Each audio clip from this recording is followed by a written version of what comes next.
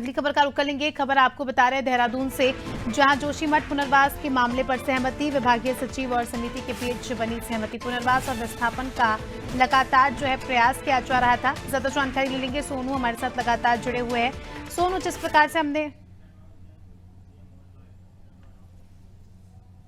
चलिए उज्जैन से सीधे रुख कर लेंगे मुख्यमंत्री डॉक्टर मोहन यादव का। एक IITN कानपुर ने अपना एक ऐप बनाया और उसको दुनिया के सामने प्रस्तुत कर दिया। हमारे ग्रह, नक्षत्र, तारे सबकी गणना करने के लिए भारतीय दृष्टिकोण क्या हो सकता है, भारतीयता से कैसे सोचा जा सकता है, यह अद्भुत प्रयोग हुआ। और आज हमने देखा कि एक वेदी घड़ी बनकर के सबके बीच तैयार है। जोरदार अभिनंदन करें माननीय मोदी जी के उस शुभारंभ का। और अभी 4-6 दिन की बात है, मोदी जी ने शुरुआत की उज्जैन का वो मान बढ़ाने की, जिसके कारण से हजारों हजार साल से उज्जैन का अलग दुनिया में मान सम्मान पुराने समय था, लेकिन आधुनिक काल में वो मान सम्मान पुनर्स्थापित हो, मध्य प्रदेश का मान पुनर्स्थापित हो। और केवल मध्य प्रदेश का नहीं, दुनिया के 200 से ज्यादा देशों में हमारी वो ज्ञान की ध्वजा फिर लहराने लगे। इसलिए ये बड़ा निर्णय किया गया था। मुझे इस बात की प्रसन्नता है, आज उसका अगला पड़ाव आया है। उज्जैन में खगोल विज्ञान की दृष्टि से एक बड़ा कदम उठाया माननीय धर्मेंद्र प्रधान जी के मौजूदगी में। जोरदार अभिनंदन माननीय धर्मेंद्र जी का इस नाते से भी। मंच पर विराजमान मेरे साथ माननीय धर्मेंद्र जी के अतिरिक्त हमारे अपने वरिष्ठ नेता उज्जैन उत्तर के विधायक माननीय अनिल जैन कालूहेड़ा जी, महापौर मुकेश टटवाल जी, SCS हमारे मनु श्रीवास्तव जी।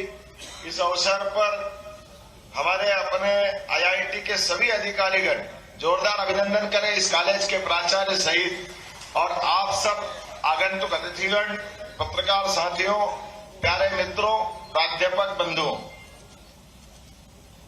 मैं खास करके जैसे शिवरात्रि की मैंने बात कही है, ये अलग बात है कि काल के प्रवाह में हमारे अपने ऐसे कई रहस्यों का समय के साथ उद्घाटित होते जा रहा है और दुनिया उसको मानती जा रही है।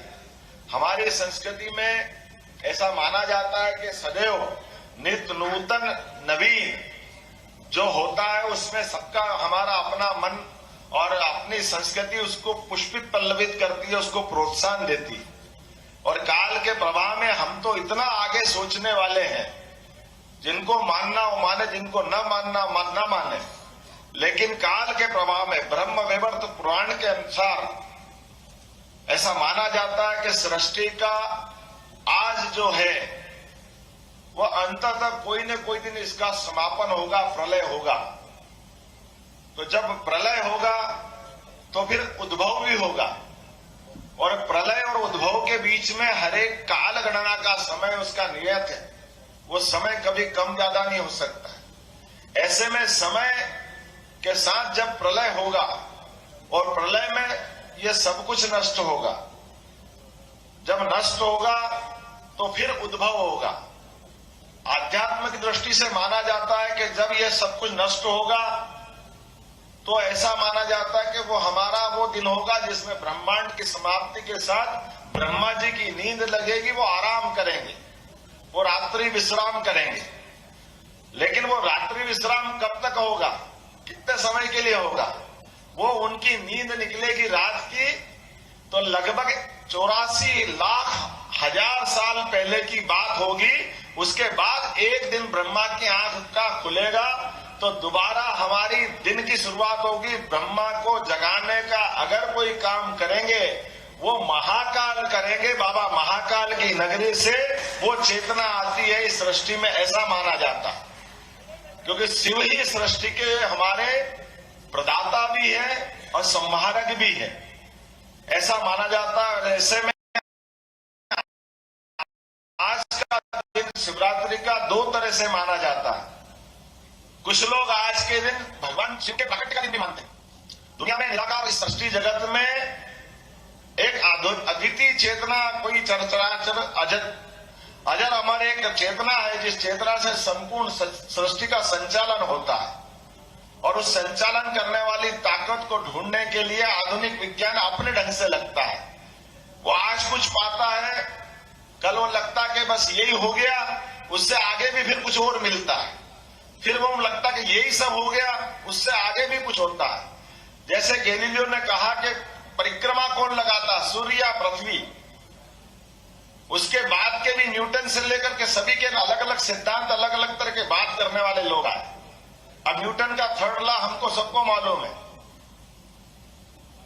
क्रिया की बराबर लेकिन विपरीत प्रतिक्रिया होती है।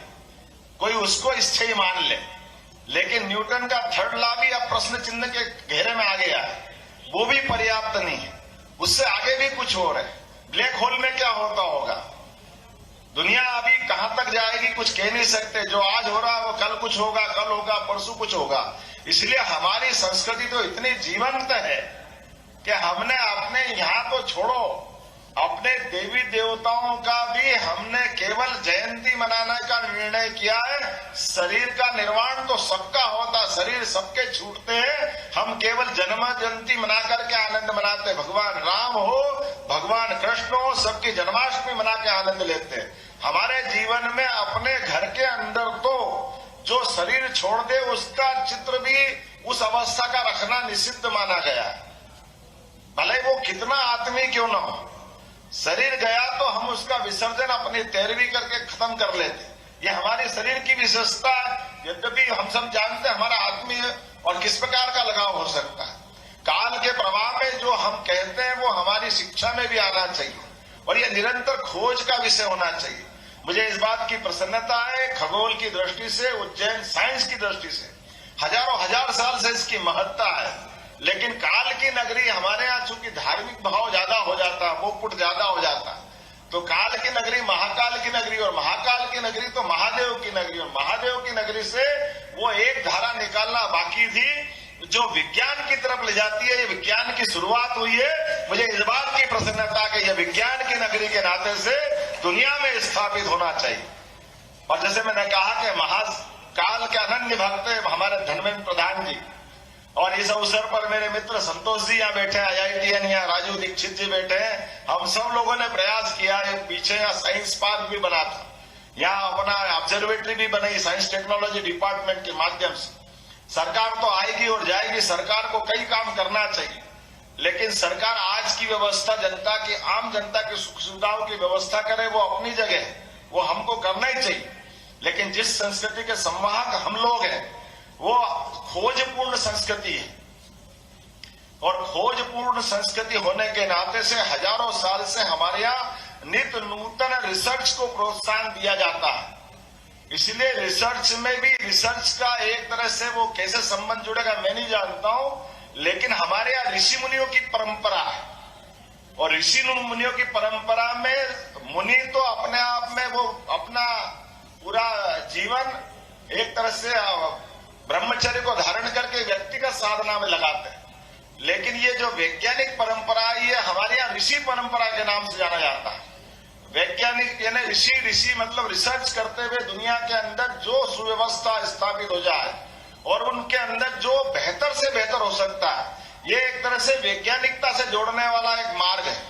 इसीलिए जब भी हमारी संस्कृति पे आक्रमण हुए, आज नहीं हजारों हजार साल से, तो वो आम जनता को कोई आक्रमणकारी मारने नहीं आया, वो मारने आए हमारे ऋषि मुनियों को।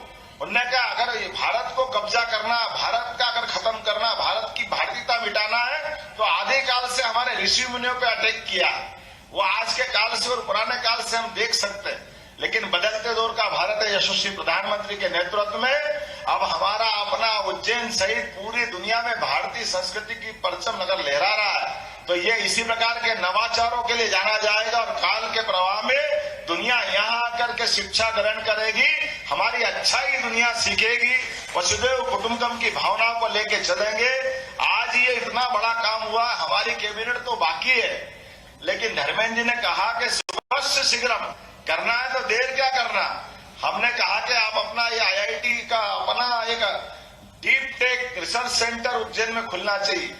तो उन्होंने कहा जरूर खुलेगा, लेकिन खुलने के पहले वो 2-3 साल निर्माण में लगेंगे। 275 करोड़ की हमको मंजूरी देना है, 275 करोड़ की भारत सरकार ने दी, लेकिन उससे पहले अपने पैसे से ये 3 लेबोरेटरी की शुरुआत करा दी हमारे यहाँ से, ताकि जो काम करना वो दिखना चाहिए।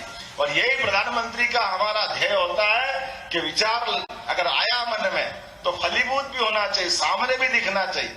और मुझे इस बात की प्रसन्नता है, धर्मेंद्र जी को एक बार फिर बधाई, और पूरी टीम को।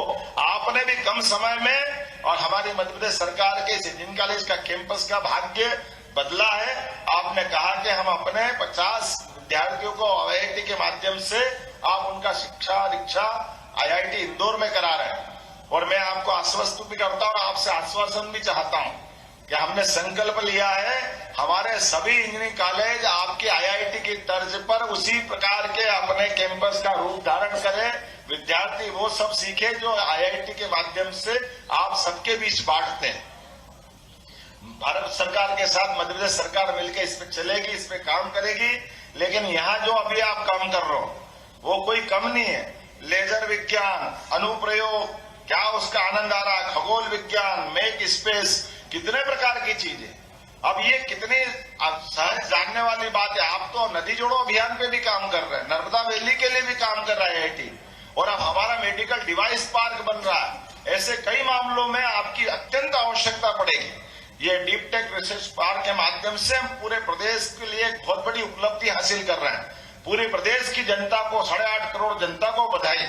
ये जो प्रयोग हो रहा है इसके माध्यम से भविष्य में एक नया दरवाजा साइंस के माध्यम से आधुनिक समय में खुला है। और मैं अपनी ओर से पुनः एक बार सबको बधाई देता हूं। खास करके इस सरकारी इंजीनियरिंग कॉलेज के अंदर हमारे बच्चों को भी लाभ मिलेगा, प्राध्यापकों को भी लाभ मिलेगा। और हम और आप जब बढ़ेंगे तो ये तो शुरुआत हुई, इसका अंत तो क्या होगा, कहाँ होगा, कोई नहीं जानता। निश्चित रूप से बहुत आगे तक जाएंगे, ये पूरा लाभ उठाएंगे। बहुत बहुत धन्यवाद। भारत माता की जय। धन्यवाद महोदय। माननीय डिजिटल ह्यूमैनिटीज के बारे में एक विषय जोड़ा और उसको उज्जैन में स्थापित करने का फैसला किया है। मैं मानता हूं ये एक सही फैसला है। उसके अलावा आज एक centre for experiential learning of innovation and technical education, ये CELIT करके जो संस्था की जो लैबोरेटरी की लोकार्पित किया जा रहा है, ये एक महत्वपूर्ण कदम होगा 21वीं सदी की विद्यार्थियों के अंदर एक नवाचार की विषय को आगे लेने के लिए। और अंत में जो सबसे महत्वपूर्ण विषय आने वाले दिनों में इस परिसर में होने वाला है, जिसके बारे में आदरणीय मुख्यमंत्री जी ने अपने मनोगत में प्रकाश कर रहे थे। उज्जैन की विशेषता, शिव भगवान की विशेषता, और जो हम सभी की जिंदगी में समय के अपने आप एक वैज्ञानिक महत्व है। चलता है तो समय के हिसाब से, टाइम के हिसाब से, उसको काल गणना को ही हम मानते हैं। काल की अपना ही गलती है। ये सारे का कहीं ना कहीं तो एक वैज्ञानिक प्रमाण ढूंढोगे तो उसकी एक उत्पत्ति स्थल है। हम ये सब मानते हैं, भारतीय संस्कृति और सभ्यता की जो अध्ययन करने वाले लोग हैं, भारतीय ज्ञान परंपरा के जो विद्यार्थी, ये सब मानते हैं ब्रह्मांड की काल गणना की एपी सेंटर, उत्पत्ति स्थल हमारे पवित्र स्थल उज्जैन है। ज्ञान की नगरी। अनेक भारतीय संस्कृति में अगर विभिन्न कालखंड में हम उसको देखते हैं, ये कोई एक आधा महापुरुष नहीं जन्मे हुए हैं, अनेक महापुरुषों की ये नगरी है उज्जैन। और उसकी एक आधुनिक खगोल शास्त्र की एक आधुनिक आवश्यकता को पूरा करने के लिए भारत की IIT समूह की ओर से IIT इंदौर उसकी लीड ले रही है और उज्जैन में ही उसको लैबोरेटरी किया जाए। ये एक 21st सेंचुरी की भारत की एक देन होगा विज्ञान को अपने मूल जड़ तक ले जाने के लिए, पुनर्स्थापित करने के लिए एक बहुत बड़ा पहल आज महाशिवरात्रि की 2024 मार्च 8 के दिन में आज, और दूसरा महत्वपूर्ण दिन है आज अंतर्राष्ट्रीय महिला दिवस है, जब हम प्रधानमंत्री जी के नेतृत्व में भारत में महिला नेतृत्व आधारित विकास की, वुमेन लेड डेवलपमेंट की कल्पना कर रहे हैं। ये दोहरी महोत्सव के अवसर पे, महाशिवरात्रि और महिला दिवस के अवसर पे शिव और शक्ति, इस बार चंद्रायन में जो साउथ पोल में जहां हमारी चंद्रयान की अवतरण हुआ, उसकी नाम ही प्रधानमंत्री जी ने स्वयं रखा है शिव शक्ति केंद्र। ऐसे ही शिव शक्ति की स्वाभाविक केंद्र में आज हम एकत्रित हुए हैं।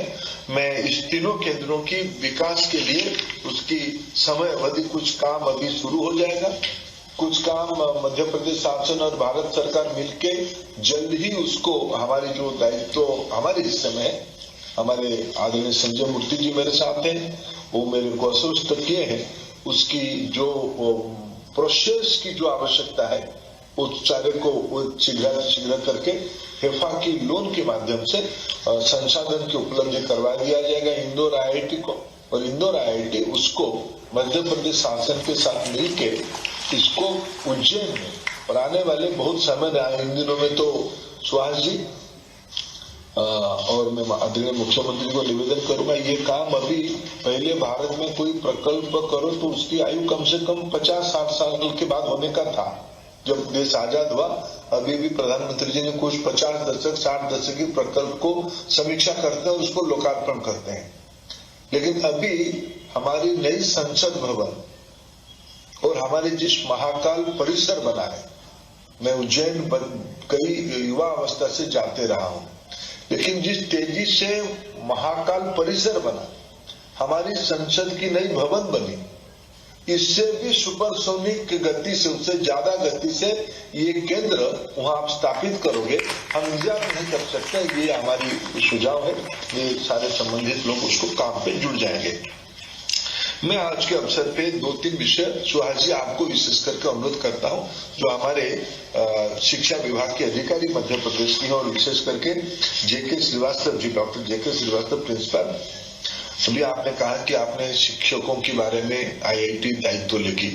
आदरणीय मुख्यमंत्री जी ने सारे इंजीनियरिंग कॉलेज में मध्य प्रदेश की IIT पैटर्न लाने के लिए आपसे अपेक्षा रखा। ये बात सही है। NEP ने यही विषय कहा है कि मल्टी डिसिप्लिनरी बनाना, मल्टी इंस्टीट्यूशनल एंगेजमेंट बनाना। मैं बिल्कुल अच्छा रहेगा, मैं कभी अवसर मिलने से तुरंत आऊंगा भी। मध्य प्रदेश में स्थित भारत सरकार की उच्च शिक्षण संस्थान और मध्य प्रदेश की उच्च शिक्षण संस्थान, ये दोनों एक ही है। संजो देखिए, माननीय मोहन जी पिछले कार्यकाल में शिक्षा मंत्री भी रहे, अभी भी शिक्षा विभाग की दायित्व में एक प्रकार से है ही। उनकी एक अपनी सोच दृष्टि मैं बचपन से जानता हूं है। स्टूडेंट्स मूवमेंट से आए हैं, शिक्षा परिवार से ऊपर सामाजिक जीवन शुरू किए हैं। हमें 21वीं सदी में मध्य प्रदेश को दुनिया के अंदर एक नॉलेज हब बनानी है। इंदौर उज्जैन कॉरिडोर ही उसकी, भोपाल उज्जैन इंदौर कॉरिडोर ही उसकी लीड लेगा। हमारे केंद्रीय विश्वविद्यालय सागर में है, हमारी मध्य प्रदेश शासन के अनेक इंस्टीट्यूशन मध्य प्रदेश की जबलपुर में कुछ है, कुछ ग्वालियर में है।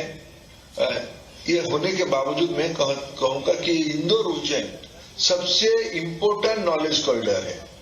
इसी की गुणवत्ता के आधार पर हुई हमारे देश की एक बहुत बड़े आध्यात्मिक केंद्र है और एक बहुत बड़ा व्यवसायिक केंद्र है इंदौर। इन दोनों की कॉरिडोर में मिला के एक नया इंडिया मॉडल, भारतीय ज्ञान परंपरा आधारित मॉडल बनानी है। इसकी एक फ्यूचरिस्टिक रोड मैप आने वाले 3 महीने में सुहास जी IIT इंदौर की नेतृत्व में बननी चाहिए। IIT इंदौर उसकी लीड ले, मध्य प्रदेश के लिए लीड ले, देश के लिए लीड ले, जिसमें, और मैं आपको कहूं कि मैंने कभी आपकी 2 साल पहले की मेरे दौरे के बारे में उल्लेख किया। मैं जो 2 साल पहले मोहन जी कुछ समय में इंदौर IIT में बिताया था, मैं इंदौर की सिविल इंजीनियरिंग डिपार्टमेंट की जो मुख्य है, जो कुछ समय अस्थायी डायरेक्टर रहे IIT इंदौर की, वो मेरे को बता रहे थे, वो मूलतः मध्य प्रदेश की है, तो मेरे को बता रहे थे पिछले 2-3 सदियों के पहले आज की जो मध्य भारत इलाका है, मध्य भारत इलाका के जितने जलाशय बना है, बावड़ी बनी है, तालाब बने हैं, इसकी जो कैपेसिटी है, और पिछले 3-4 सालों की यानी 3-4 दशकों की भारत की उस भौगोलिक इलाका में जितना रेनफॉल है, जितना नैसर्गिक प्राकृतिक रेनफॉल है, और वहां की इलाका की नदी के अलावा पानी को रखने के लिए जो व्यवस्था 300-400 साल पहले बनाई गई है, वो आज भी एग्जैक्टली जैसे डोंगला में एग्जैक्टली कोई भी जाके काल गणना की केंद्र स्तर तक पहुंचता है, ऐसे ही 300-400 साल पहले मध्य भारत की इस व्यवस्था इलाका ने यहाँ की एवरेज रेनफॉल को कैलकुलेट करते हुए साल भर की पानी रखने की व्यवस्था किया था, उतने साइज की तालाब में। ये मैं सुहाज इसीलिए उल्लेख कर रहा हूं, इट इम्प्लाइज, ये प्रमाणित करता है कि मध्य भारत की इस इलाका में इनोवेशन समाज में बसा है, यहाँ की डीएनए में है, अंडरस्टैंडिंग डीएनए में है। इसलिए इसकी लीवरेज लेना, भारतीय ज्ञान परंपरा, इनोवेशन, नवाचार, और इसको भविष्य के लिए कैसे यूज करना, ये एक महत्वपूर्ण काम आपको करना है। मैं आपको आदर के साथ एक अनुरोध करूंगा। देखिए, हम लोगों की एक धारणा है, हम नवाचार को, इनोवेशन को, डिजिटाइजेशन को, नई दुनिया को जोड़ने के लिए हमें एक सीढ़ी चाहिए। हमारे मन में एक भ्रम है, उस सीढ़ी की नाम है इंग्लिश। मैं सुहास जी आपको एक जेपी नारायण सेंटर में एक अध्ययन, एक वर्कशॉप करिए, वर्कशॉप इसी के ऊपर करिए।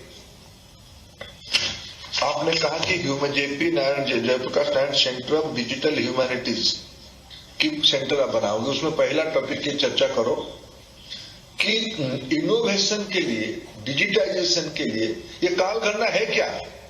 ये तो उस समय की हमारी एआई है, उस हमारी ह्यूमन इंटेलिजेंस आज की एआई को प्रिवेल करता है, वो हजारों साल पहले हुई थी। इसको समझने के लिए आपको इंग्लिश की सहारा लेना नहीं पड़ेगा, भारतीय भाषा को ही जाना पड़ेगा। तो संस्कृत में जाइए, बाद में हिंदी में जाइए। जब तक विज्ञान, ये सुहास जी के नाम लेके मैं आपको बार बार कह रहा हूं, यहाँ बाकी जो इंजीनियरिंग और साइंस की जो प्राध्यापक बैठे हैं, मैकॉले ने हमारे रीढ़ तोड़ने के लिए हमारी भारतीय भाषाओं को दबा के अंग्रेजी की महत्व बढ़ाया। इसका अर्थ नहीं कि मैं ये नहीं कहूंगा आज हम इंग्लिश को छोड़ देंगे, हम इंग्लिश भी पढ़ेंगे, लेकिन क्रिटिकल थिंकिंग के लिए, मौलिक चिंतन के लिए जब तक हम अपने मूल भाषा में इसको नहीं समझेंगे, नहीं पढ़ेंगे, वर्णन नहीं करेंगे, हम खुद